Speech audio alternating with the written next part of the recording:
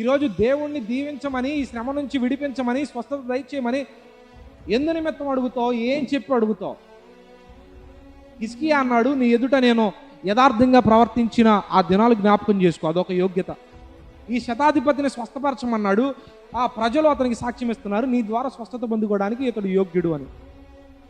దేవుని కొరకు పనిచేసిన వాడిగా కనబడుతున్నాడు. తగ్గింపు అనే, విధేయత అనే, విశ్వాసం అనే యోగ్యత ఈ శతాధిపతికి ఉంది. మరి నీకు ఈ యోగ్యత ఉంటే సమాధానం నీకు కలుగునుగా. యోగ్యత కలిగి ఉండాలి మనం. అయ్యా, నీ సన్నిధిలో ఎంత ప్రార్థించాను, ఎంత దుఃఖించాను, నాకు సహాయం చేస్తావా అనే యోగ్యత చెప్పాలి. ప్రభువా, ఈ సన్నిధిలో ఎంత గడిపాను ప్రభువా నువ్వు చెప్పాలి, దేవునికి చెప్పగలగాలి. ఎప్పటి నుంచి మొరపెడుతున్నాను ప్రభువా, నీవు నాకు సహాయం చేయి.